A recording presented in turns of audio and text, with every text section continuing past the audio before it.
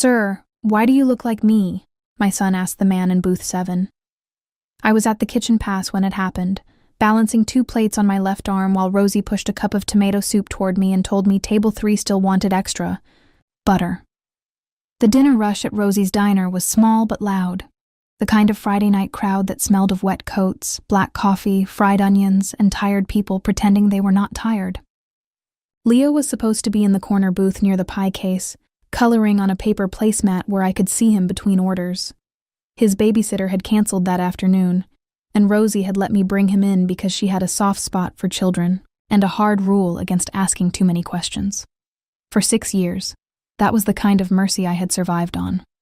Small favors, quiet rooms, people who did not ask why a woman with careful hands and a fake last name flinched whenever an expensive black car slowed outside. Leo was 5 years old, almost 6 if you asked him, with dark curls that never stayed brushed, serious eyes that belonged to a life I had tried to outrun, and the dangerous habit of speaking to strangers as if the world had not yet taught him what strangers could do. When I heard his voice, my first thought was only that he was bothering a customer. "Leo," I started, tired and automatic, but then the diner softened into a strange silence. Not completely. The grill still hissed. Rain still tapped against the windows. Someone's fork scraped a plate. But conversations dropped low enough that my heartbeat suddenly sounded too loud.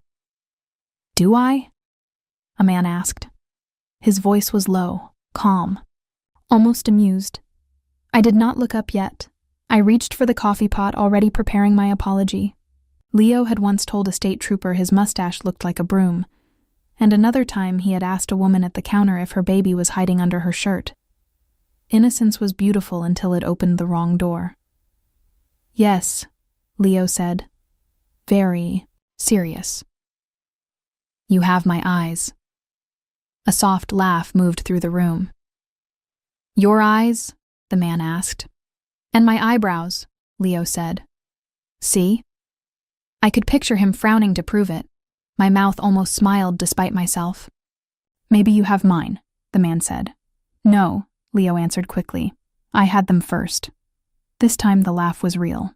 Even Rosie glanced at me with that fond, embarrassed look she gave whenever my son decided the diner needed entertainment. "You look like a movie man," Leo added. "A movie man." "A handsome one." The man laughed then, quietly, as if the sound had surprised him. "And do handsome movie men usually sit in diners?" "Maybe if they are hungry," Leo said. "That seems reasonable." "But you have not eaten your pie." I was waiting. "For what?" "For my mama. She says pie before dinner makes your bones lazy." The man was silent for a second, then said, "Your mother sounds wise." "She is," Leo said proudly. "She knows songs and pancakes and when people are lying." My fingers tightened around the coffee pot.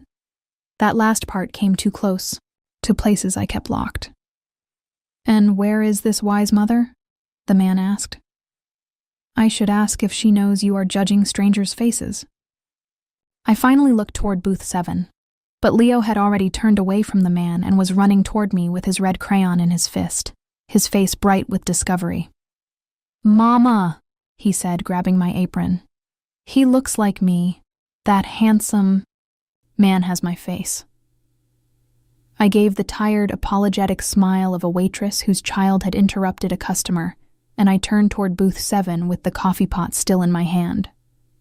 Then my entire body forgot how to move. Because the man in the 7th booth was Alessio Romano, my husband, the man I had disappeared from 6 years ago, the man who had been told he could never be a father.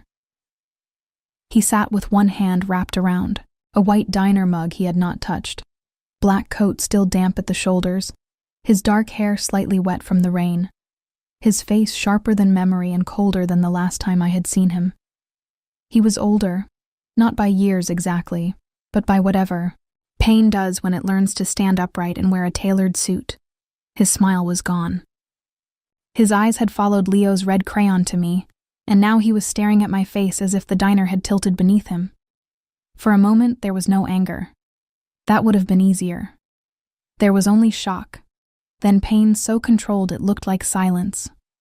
His gaze moved over the brown waitress uniform, the name tag that said Mira Bennett instead of Mira Romano, the cheap black shoes, the coffee burn healing on my wrist, then back to the child holding my apron. I saw the thought strike him before he spoke. He was not thinking Leo was his. He could not. The doctors had buried that possibility inside him years before I ever carried our son. He was thinking I had left him and found the one life he believed he could never give me. A child. A family. A reason never to come back. Leo leaned into my side, still pleased with himself. "Mama," I told him he has my face. I could not answer. Alessio stood slowly. No one in Rosie's diner moved. The truck driver at table 4 lowered his coffee. Rosie stopped beside the register. Even the young couple in the window booth looked up from their fries. Alessio was not shouting. He was not threatening anyone. He did not have to. Some men brought danger into a room like a gun. Alessio brought it like weather. It changed the air by existing. "Mira," he said. Just my name, not Bennett, not Waitress.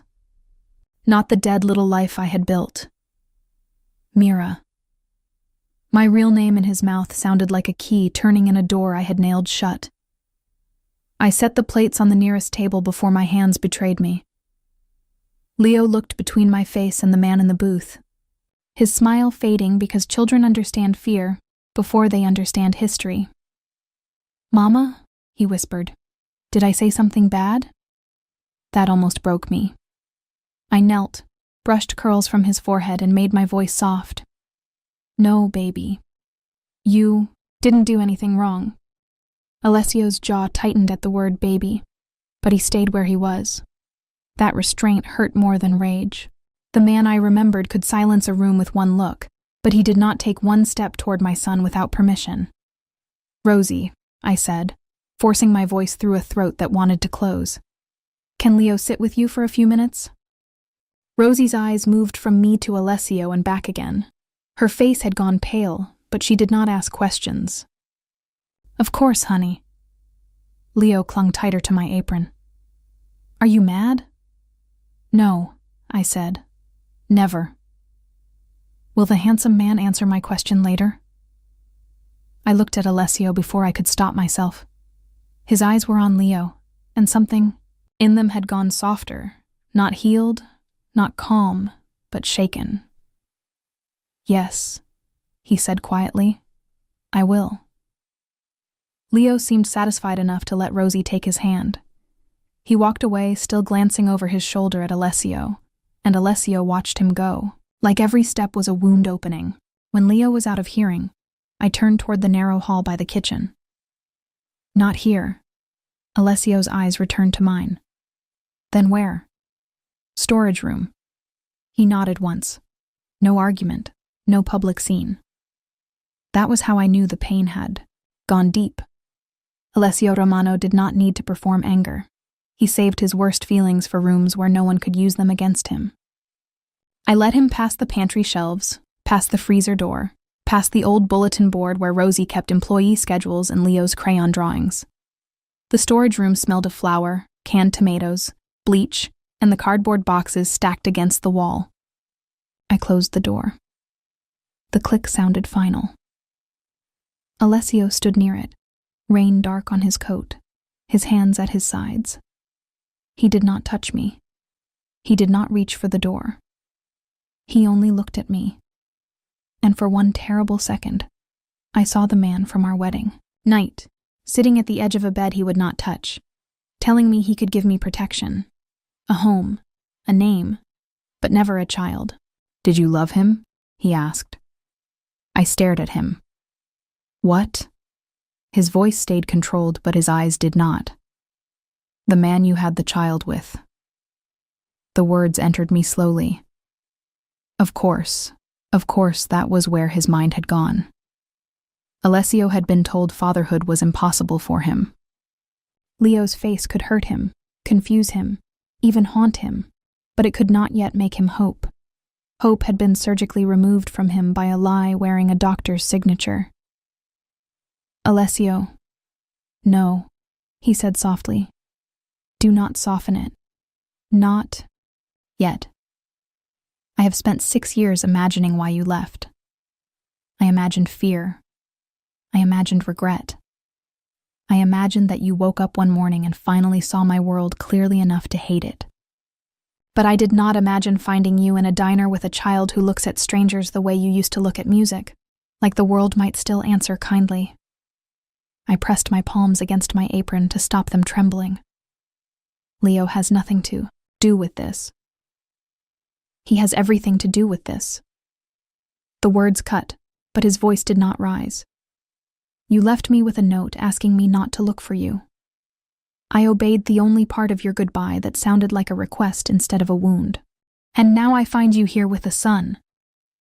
You did not obey right away. His face changed. No, I did not. The admission stole a breath from me. I looked for you until every road turned into your handwriting.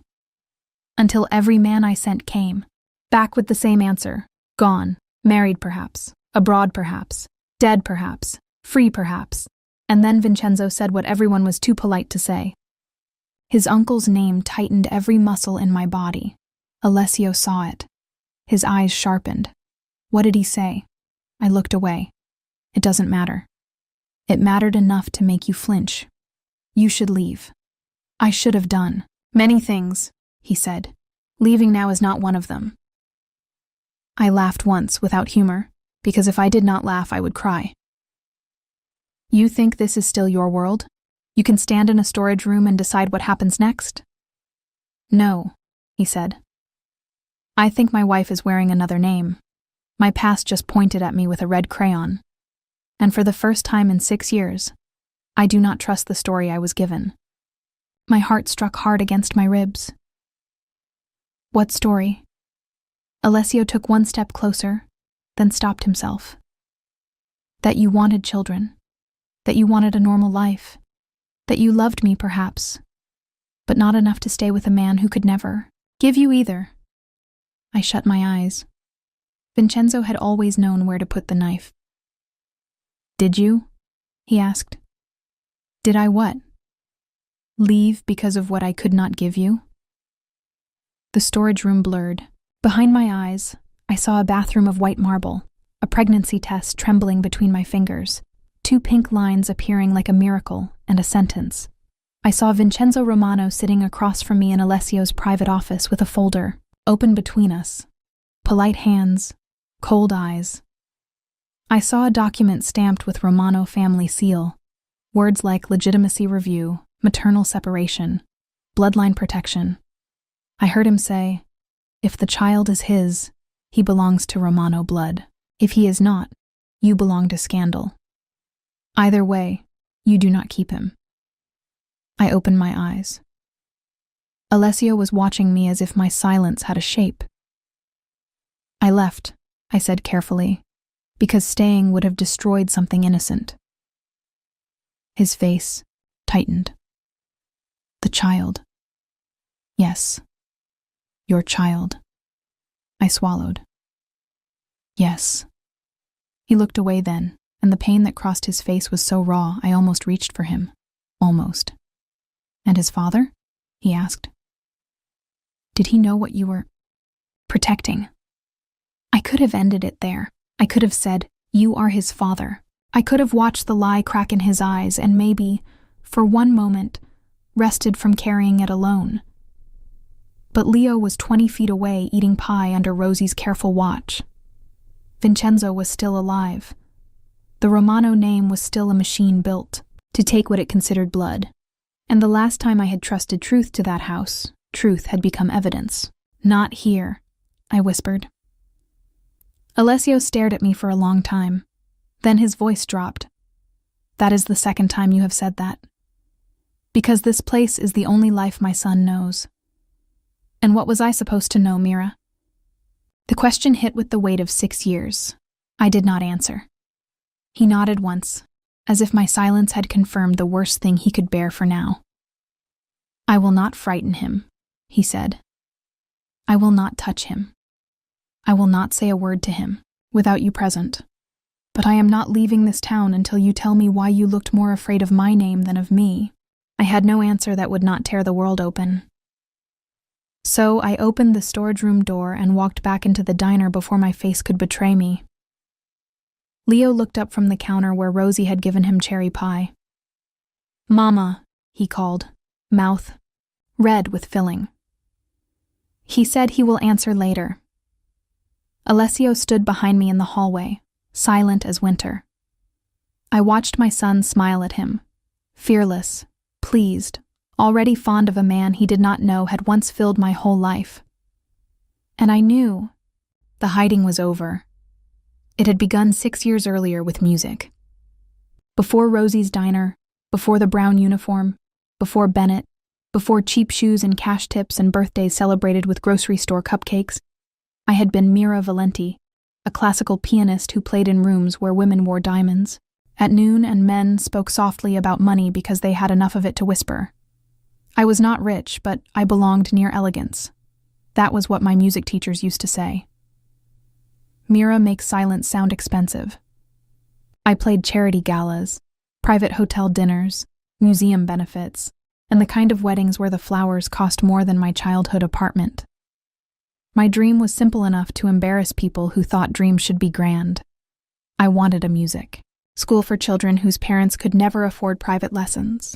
I had already rented a small second-floor space above a bakery in Queens, already painted one wall pale blue, already bought 3 used keyboards with sticky middle Cs. I was 26, tired, hopeful, and still foolish enough to believe talent could protect a woman if she kept her spine straight. I met Alessio Romano at a hospital charity gala in Manhattan, though I did not know who he was at first. I was playing a soft arrangement after the speeches, something gentle enough to let donors feel generous while they ignored the nurses clearing untouched plates from their tables. In the middle of the piece, almost without thinking, I wove in a melody I had heard once from an old Italian woman who lived below my grandmother. It was only half a lullaby, broken and unfinished, but the missing part had always bothered me. So I filled it in. My fingers had barely touched the final phrase when the room seemed to change behind me. Not the whole room, just one person in it. I felt him before I saw him. When the song ended, I looked up and found a man standing near the piano, dressed in black, broad shoulders still, dark eyes fixed on me with an intensity that made applause fade into a dull hum. "Where did you learn that song?" he asked. His voice was low, controlled, but something under it was not. "I didn't," I said. "Not properly. I heard half of it once." "And the rest?" The rest felt obvious. His eyes moved over my face like he was looking for mockery and did not find it. "Obvious," he repeated. "To you? Music is mostly listening for what is missing." He did not smile, but the coldness around his mouth shifted. "And people?" I should have looked away. Men like him did not ask harmless questions. "People are harder," I said. "They hide missing things on purpose." That was the first time Alessio Romano looked at me as if I had touched something no one else knew was bruised. He hired me again the following week for a private dinner, then for a fundraiser, then for an evening at his family hotel. Always legitimate events, always public enough to be safe. He never flirted crudely, never crowded me, never threw money like bait. He asked about composers, about my music school, about why I chose children instead of concert halls. I told him concert. Halls were full of people who already knew how to listen. Children still believed sound could change the world. He told me, after the 4th event, that his mother had sung that lullaby when he was small. "She died before I learned all of it," he said. "You played the ending she never got to teach me." I did not know what to say to that. "Then, maybe it was never mine," I said. "Maybe I was just returning it." He looked at me for a long time. "Be careful, Mira Valenti. Returning lost things is dangerous in my family." I learned who he was slowly, though the whispers came quickly. Alessio Romano, head of the Romano family's empire, owner of hotels, restaurants, construction firms, shipping interests, and other things no one named directly. A man with polished legal businesses and shadows that moved when he raised a hand. The first time I saw one of his men make a drunk investor apologize to a waitress without Alessio saying a word, I understood that power did not always need volume. The first time Alessio sent flowers to my music school with a note that said, "For the wall that still needs paint," I understood that power could also listen. I was not naive enough to think him safe. I was lonely enough to understand why danger felt different when it looked at you gently. His uncle Vincenzo watched me from the beginning. He was elegant in the way knives are elegant.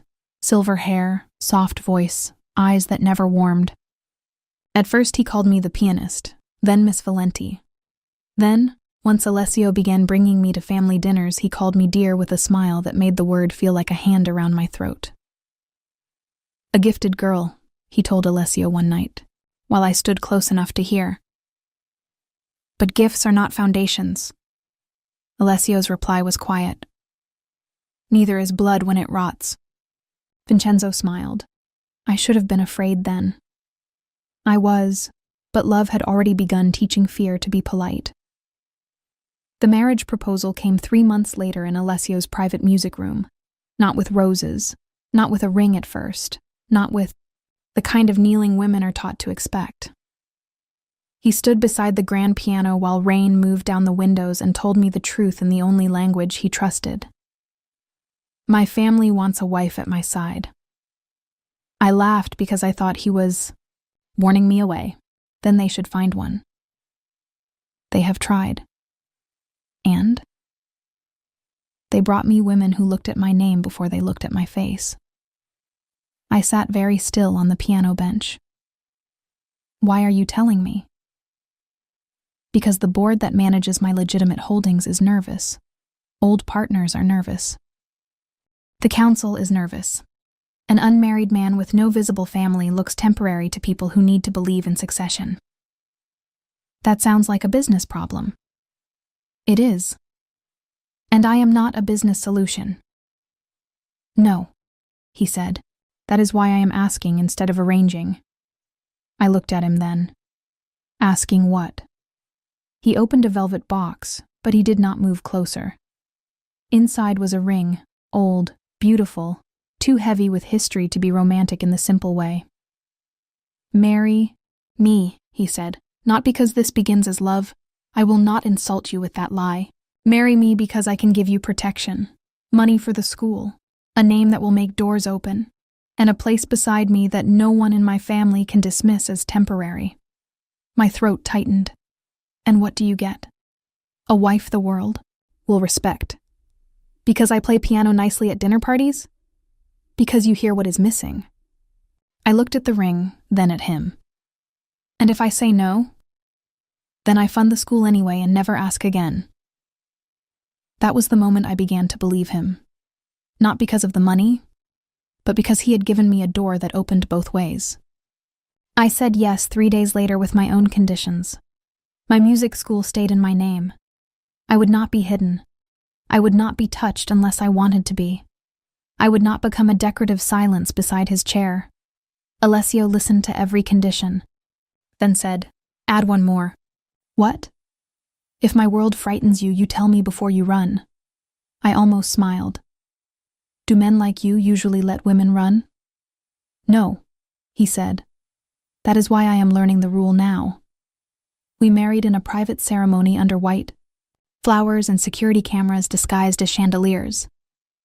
The world saw a graceful pianist become the wife of a powerful man. Vincenzo saw a problem he believed would solve itself. I saw Alessio standing at the altar with a face so controlled, no one else noticed his hands were cold when they took mine. That night, in the bedroom prepared for us with cream silk sheets and too many candles, he did not touch me. He removed his jacket, sat in the armchair near the window, and looked more afraid than he had looked in any room full of armed men. "Mira," he said, "before this marriage asks anything from you, you deserve the truth." I stood beside the bed, still, wearing the white dress. "What truth?" His eyes lowered to his hands. "Years ago, I was injured in what my family called an accident. I was in the hospital for weeks. The doctors told me the damage was permanent. He swallowed once. I can never father a child. The room went still around us. Not awkward. Not empty. Grieving. Alessio kept speaking because stopping would have cost him more. If you wanted children, if you imagined a daughter at a piano or a son with your stubbornness, then I have already failed you before I have become your husband in any real way. I should have told you before the wedding. I was selfish enough to wait until you could still hate me privately. I walked toward him slowly. He did not look up until I knelt in front of his chair, the dress pooling around me like spilled moonlight. A child is not the only proof a woman was loved, I said. His jaw tightened. You say that because you are kind. No. I say it because I know what it feels like to be measured by one thing missing. He looked at me then, really looked, and some hard wall in him shifted. I cannot give you that life. Then do not promise me the life you cannot. Give, I said. Give me the truth. Tonight, that is enough. He touched my cheek with the back of his fingers, so lightly I could have imagined it. I do not know how to be gentle with what I want. Then start by not taking it. He closed his eyes, and when he opened them again, something had changed. We did not become lovers that night. We became something more fragile first, honest. The months that followed were not a fairy tale. Alessio's world did not soften because I entered it. Men still came to the house with secrets in their pockets. His phone still rang at midnight. His name still made rooms careful. But the music room became ours. At first he stood in the doorway while I played. Then he sat across the room. Then one night, while the city glittered beyond the windows and I was too tired to pretend I did not miss ordinary things, he sat beside me and placed his hands on the keys. My mother's song, I asked. Our song now, he said. Then played the lullaby slowly, imperfectly, with pauses where memory hurt him. This is the only soft thing my family never managed to take from me. I leaned my shoulder against his.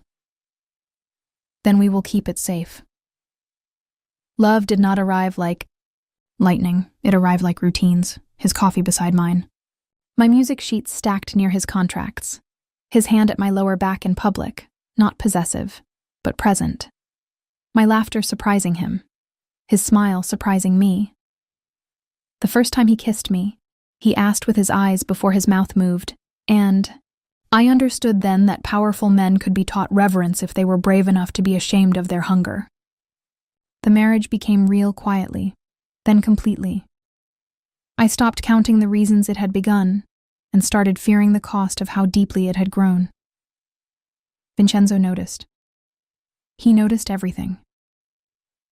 You have made him sentimental, he told me at a family luncheon while Alessio spoke with investors across the room. No, I said. I think he already was. You just called it weakness. His smile did not change. Careful, dear. A woman who mistakes softness for safety often loses both. 2 weeks later, I held a pregnancy test in the private bathroom of Alessio's suite and watched 2 pink lines appear. For a moment, I forgot every fear I had ever known. I laughed once, a broken, disbelieving sound, then covered my mouth with both hands because joy felt too loud for that house. My first thought was Alessio, not the mafia boss, not the Romano name.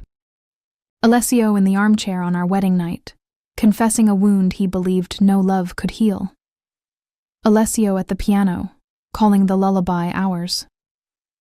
Alessio sleeping with one hand open on the sheet between us, as if even in dreams he was afraid to hold too tightly. A child. His child. Our child. Then terror followed joy so quickly it felt like the same emotion wearing another face. Every paper in Alessio's life said this was impossible. Every doctor, every scar, every family whisper had trained him to believe fatherhood was a room he could never enter. What would happen when I told him? Would his first breath be happiness or suspicion? Would he believe me before the world around him told him not to? I decided I would tell him that night, alone, in the music room, with the piano between us like a place where truth had always been safe. But I made the mistake of confirming it with the family doctor first. Dr. Santoro had been with the Romanos for 20 years, a thin man with silver glasses and hands too smooth for a doctor who claimed to care about bodies. He congratulated me with a smile that did not reach his eyes, took blood, asked dates, and told me to rest. By the time I returned to the mansion, Vincenzo was waiting in Alessio's office. He sat behind Alessio's desk as if he had always expected to own the chair. A folder lay open in front of him. "Mira," he said softly, "close the door." I did not. "Where is Alessio?" "At a board dinner. Unreachable for the next hour. Long enough for you to understand the difference between a miracle and a scandal." My hand went instinctively to my stomach. His eyes followed. "There. It is, the mother's gesture. How quickly women become predictable." "I am telling my husband tonight." Vincenzo sighed as if I had disappointed him. "Are you?" He turned the folder toward me. The first page was Alessio's medical report. I had seen the pain this report had caused, but I had never seen the report itself. Permanent reproductive trauma. Natural conception highly unlikely. Later pages carried signatures, scans, old hospital stamps. "Alessio believes this," Vincenzo said, "because it was written by doctors, confirmed by specialists, and carved into his body by pain. You will walk in with a pregnancy and ask him to believe what? That love-corrected medicine? The report can be wrong. Reports are believed before waitresses, pianists, and inconvenient wives. He will believe me." Vincenzo's smile thinned. "He may want to. That is not the same thing. And even if he does, the council will not. Romano blood is not announced. It is verified, protected, contained." He slid another document forward. "Family legitimacy protocol." I read. "Only pieces at first, because fear made the word swim. Maternal separation during dispute. Protective custody of potential heir. Reputation management." "What is this?" My voice sounded far away. "Old family law, dressed in modern legal language. If the child is his, the child belongs to Romano blood. If the child is not his, you belong to scandal. Either way, you do not keep him." "You cannot do that." "Not in a nursery," he said. "Not with shouting, but in courtrooms, in private clinics, with social workers paid by foundations and judges who attend our charity dinners. My dear, the world takes children from women every day and calls it procedure." I felt the room tilt.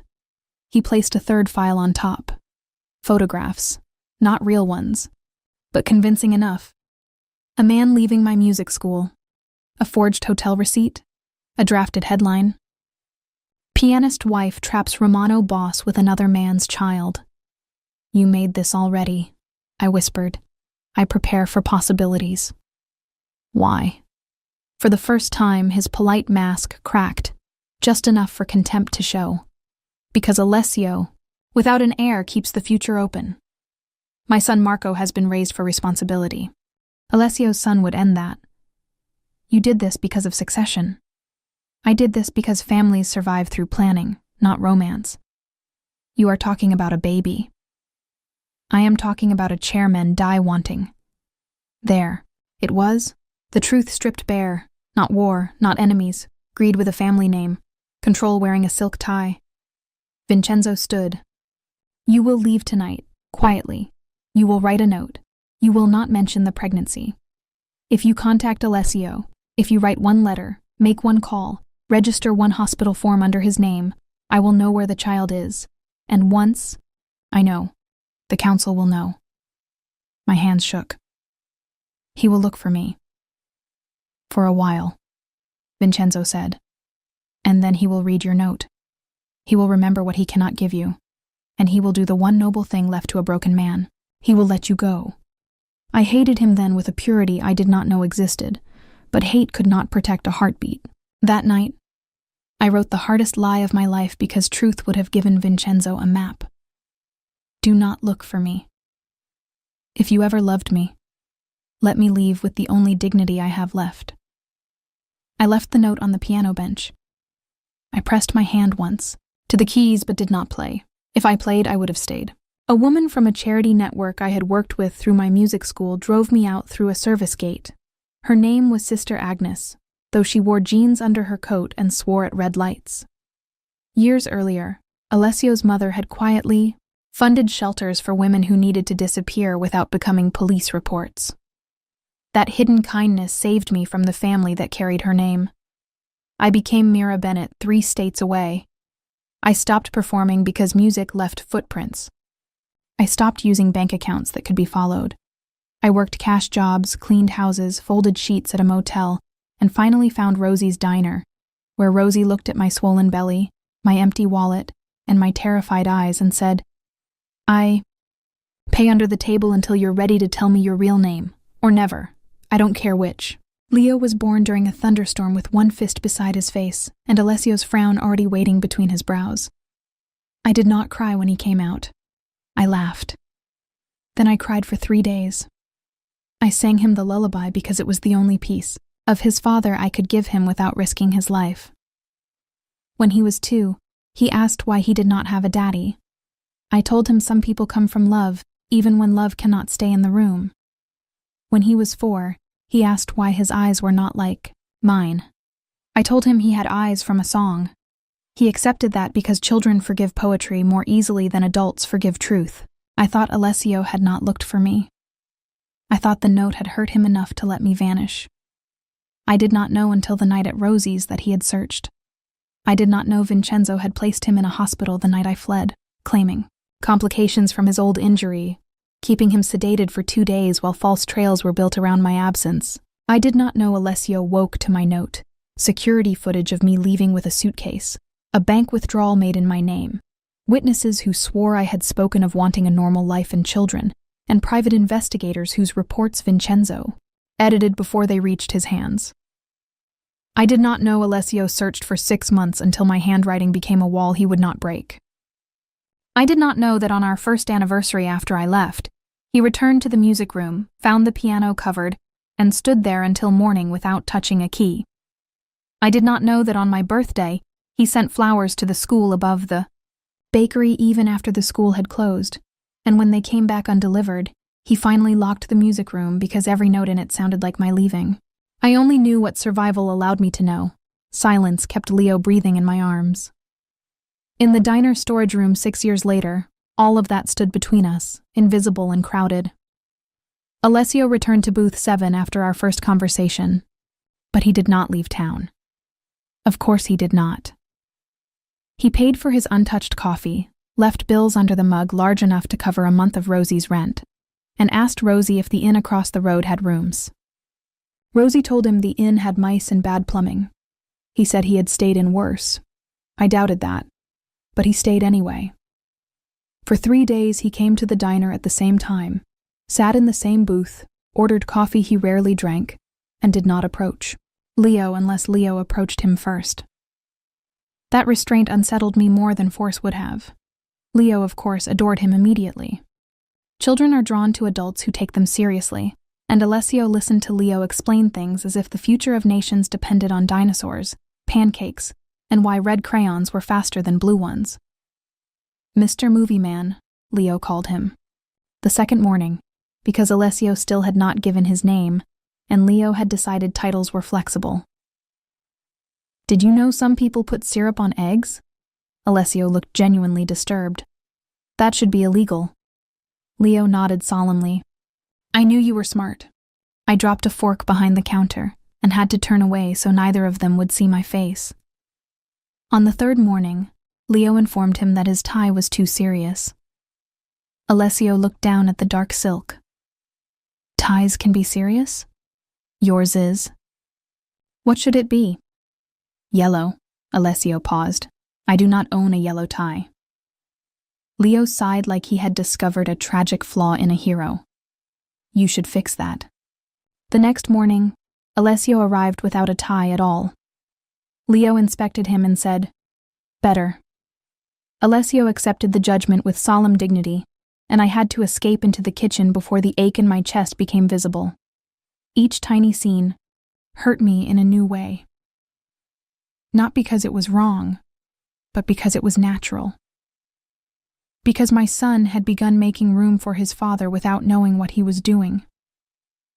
Because Alessio, who had once believed no child could carry his face, watched Leo, with hunger carefully disguised as patience. On the fourth evening, when rain had returned and the diner was nearly empty, Leo found the old upright piano against the back wall. It had been there longer than Rosie, out of tune and mostly decorative, with a jar of plastic flowers on top. Leo climbed onto the bench and pressed a few keys. "Careful," I called from the counter. "It bites." "Pianos don't bite." "This one might." Alessio looked up from booth 7. Leo turned toward him. "Do you know songs?" Alessio's face went still in a way I recognized too late. "A few." "Mama knows the sleepy song." My hands froze around the rag. "Leo." But he was already tapping the keys, searching, not playing well. Just finding the shape of the melody with one finger. 3 notes. A pause. The beginning of the lullaby. Alessio stood so suddenly his chair scraped back. Leo stopped. "Did I do it wrong?" Alessio did not answer him at first. His eyes found mine across the diner, and this time the question in them was no longer only grief over another man. It was possibility, and possibility terrified me more than pain. "Who taught you that?" he asked Leo, though he was looking at me. Leo smiled. "Mama sings it when I can't sleep." Face could be coincidence, timing could be cruelty. But that song had belonged to Alessio's mother, then to Alessio, then to me, then to Leo. It had not traveled by accident. Alessio walked to the piano slowly, as if approaching something holy or wounded. "May I?" he asked Leo. Leo slid over to make room. Alessio sat beside him, large and dark and impossibly careful, then placed his hands on the old keys. The first notes were distorted because the piano was out of tune. The second notes were right enough to break me. Leo's eyes widened. "You know Mama's song." Alessio's voice was rough. "Yes. You play it sadder. I learned it that way. Mama sings it soft.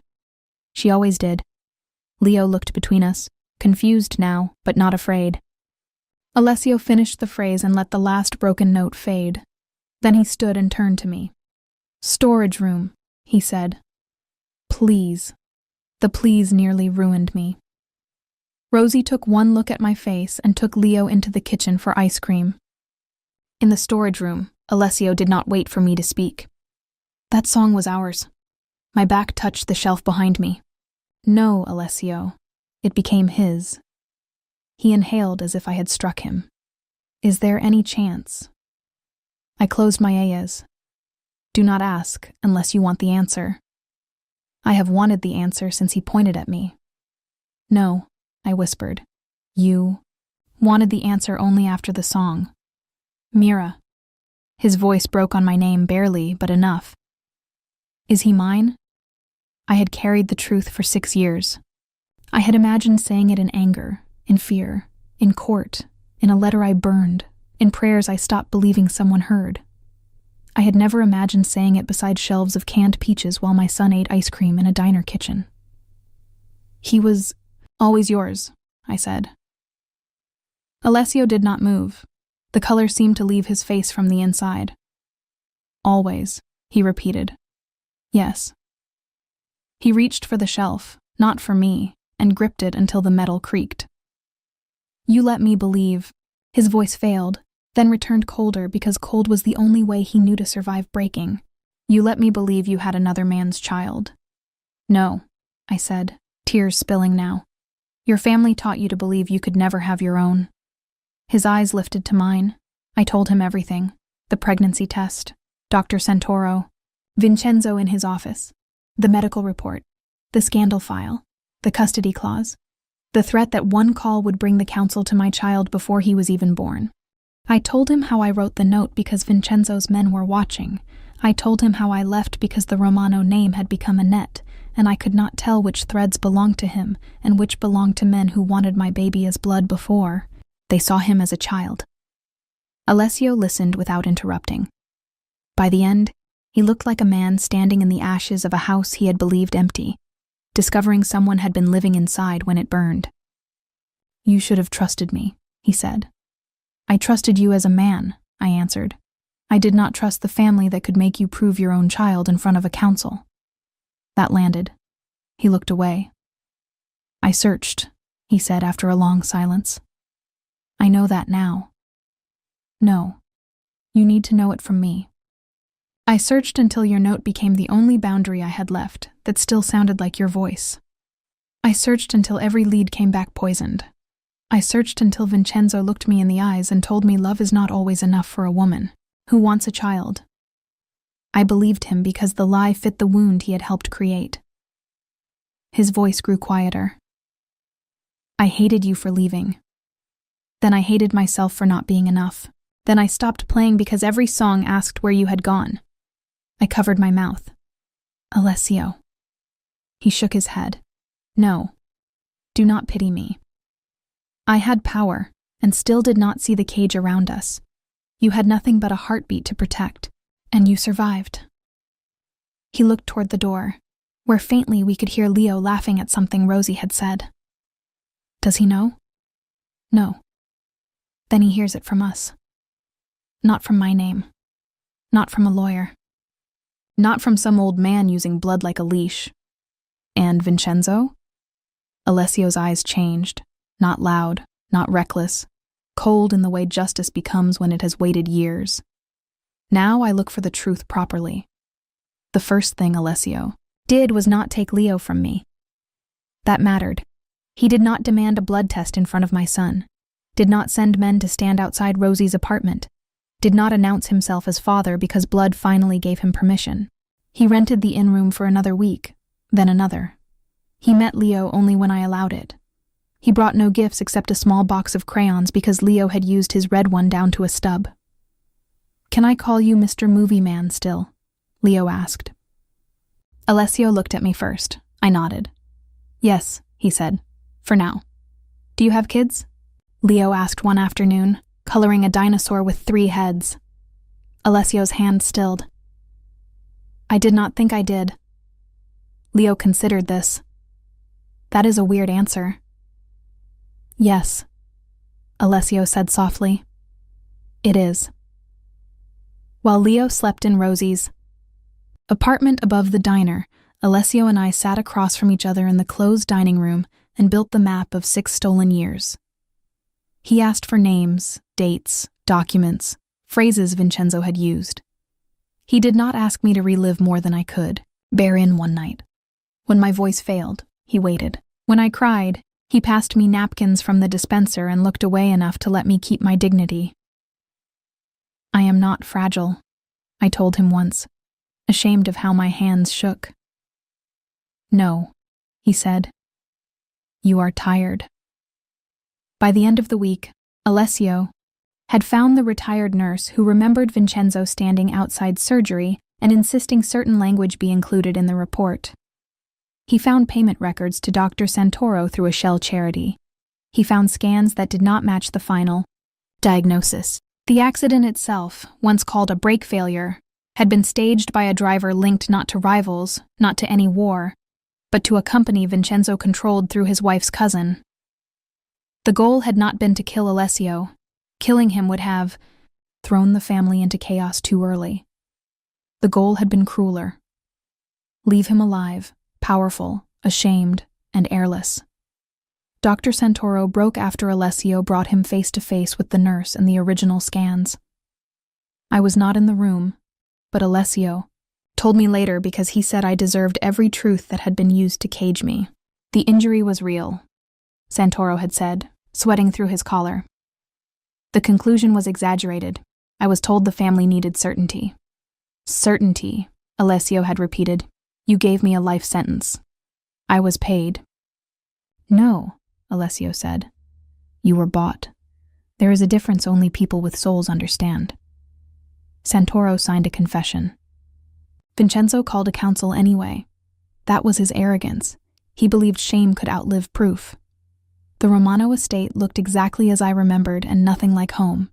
Iron gates, cypress trees, white stone steps, windows tall enough to reflect, the sky and cold enough to keep it out.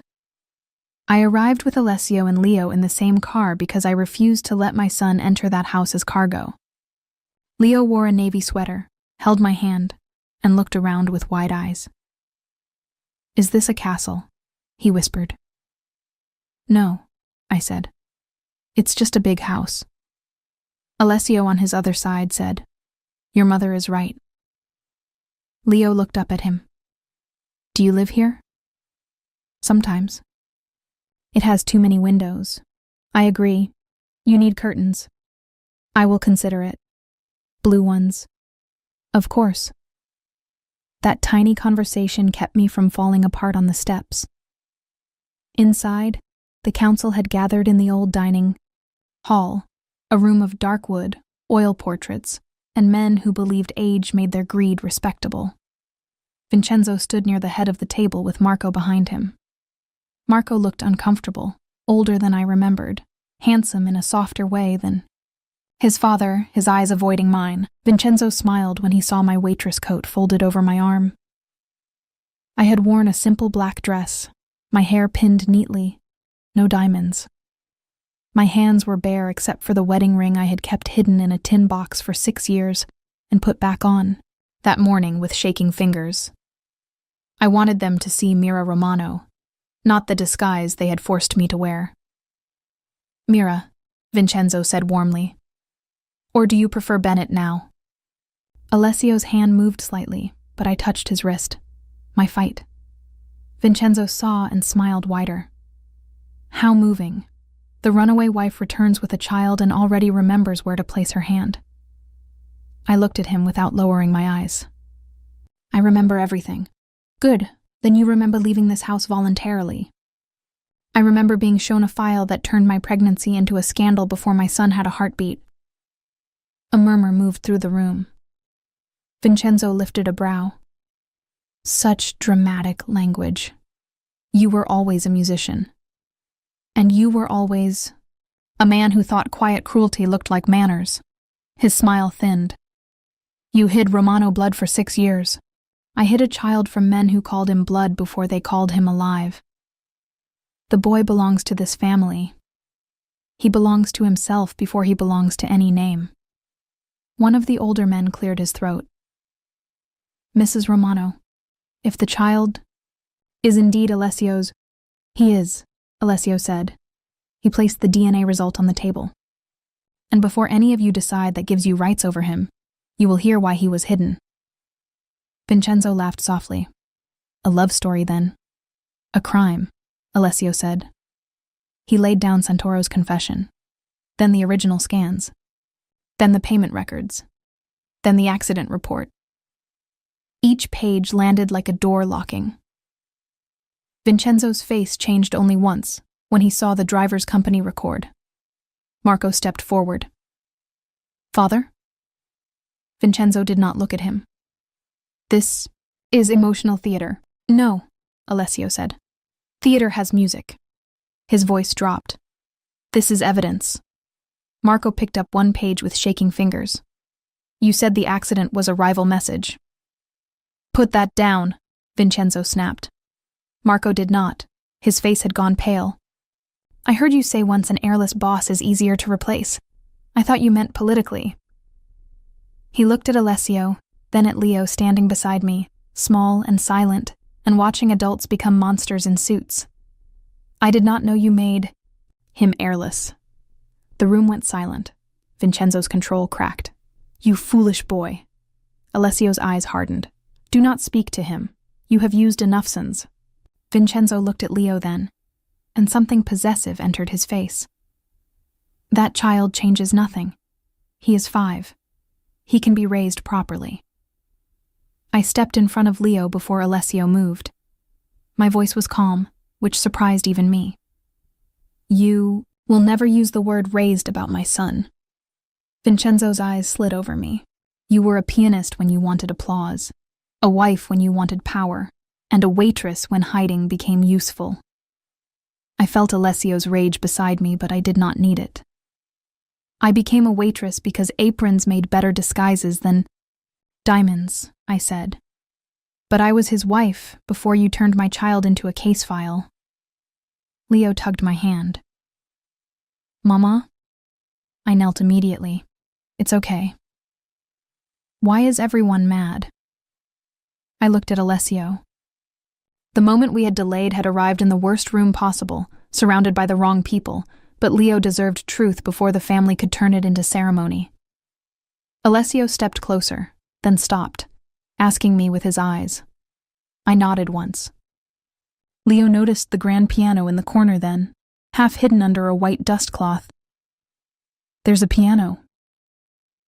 Children survive unbearable rooms by finding the one thing they understand. He walked toward it before anyone could stop him, lifted the cloth and pressed one key. It rang out dull but alive. Then he tapped the first notes of the lullaby. The room changed, not because the council understood the song, but because Alessio did. He crossed the room slowly and sat beside Leo on the bench. May I?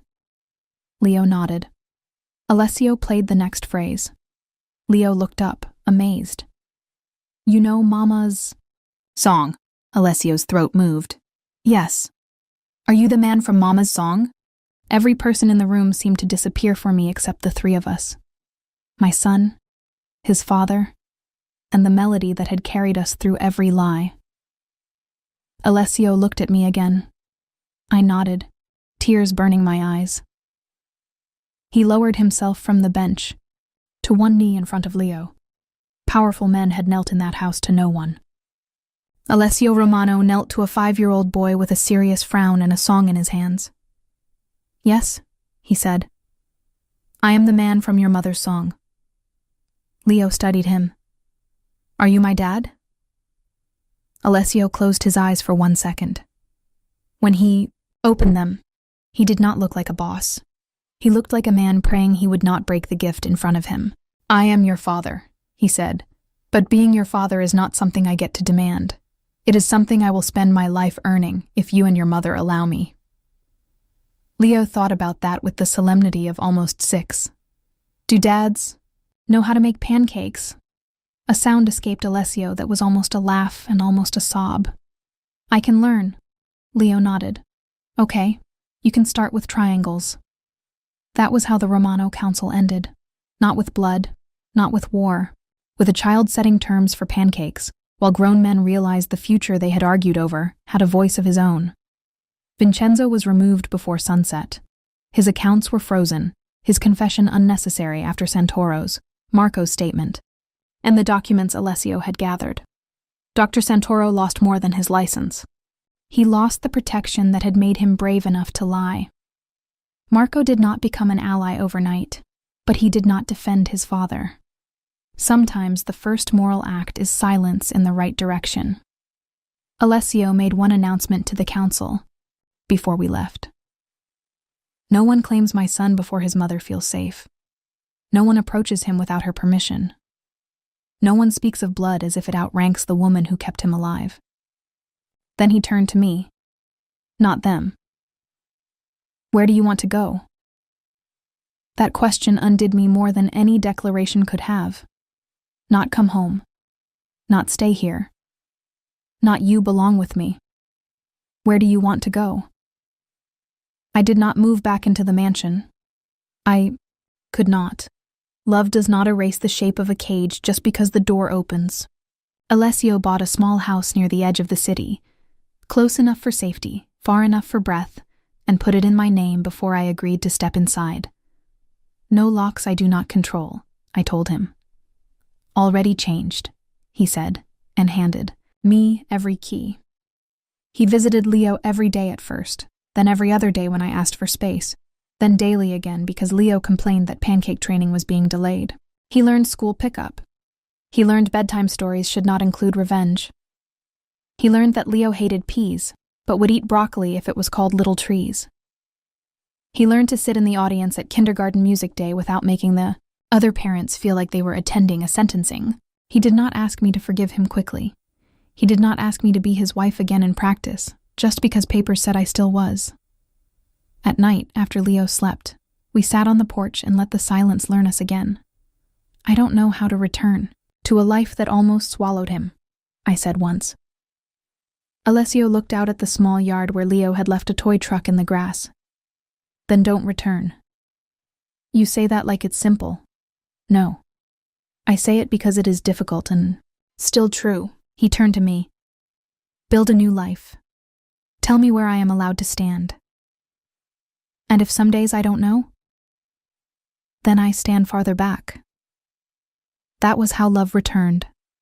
Not as a storm, not as a command, as distance respected, as apologies, repeated without being asked, as a dangerous man learning that protection without choice is only another cage. 3 months later, I reopened my music school in a sunlit storefront between a bakery and a laundromat. The sign read, Valenti Music. House, and beneath it, in smaller letters, Leo insisted on adding songs for people with and without dads. Alessio stared at the sign for a long time when he saw it. He added that, I said quickly. I know, Alessio said. It is honest. The first recital was small. 10 children, folding chairs, cookies from the bakery, Rosie in the front, Ro crying before anyone played. Leo wore a white shirt with one button wrong and sat beside Alessio at the piano. Together, they played the lullaby badly, beautifully, with Leo rushing the easy notes, and Alessio slowing down to follow him. No one in the room knew what the song had survived. Maybe that was why it sounded free. After the recital, when the chairs were stacked and Leo had fallen asleep in Rosie's lap with cookie crumbs on his shirt, Alessio and I stood by the piano in the quiet. The first time I lost you, he said, I thought I was letting you choose a life I could not give you. I touched the edge of the keys, and I thought leaving was the only way our son would ever be free. He was silent for a moment. Do you still want to be free of me? I looked at him then, at the man who had once married me for reputation and learned to love me in music, at the husband who had been robbed of fatherhood by a lie, at the father who had knelt before his son and asked for permission to earn what blood had already given him. No, I said. I want to be free with you. His breath caught. He did not reach for me until I stepped closer. When his arms came around me, they did not feel like a claim. They felt like a door left open. The first time my son told a stranger he looked like him, I thought my past had found us to destroy us. I did not know it had come back wounded, betrayed, and ready to kneel beside the child it had been told could never exist. And I did not know that sometimes the life you bury returns not to drag you backward but to ask softly if you are finally ready to come home.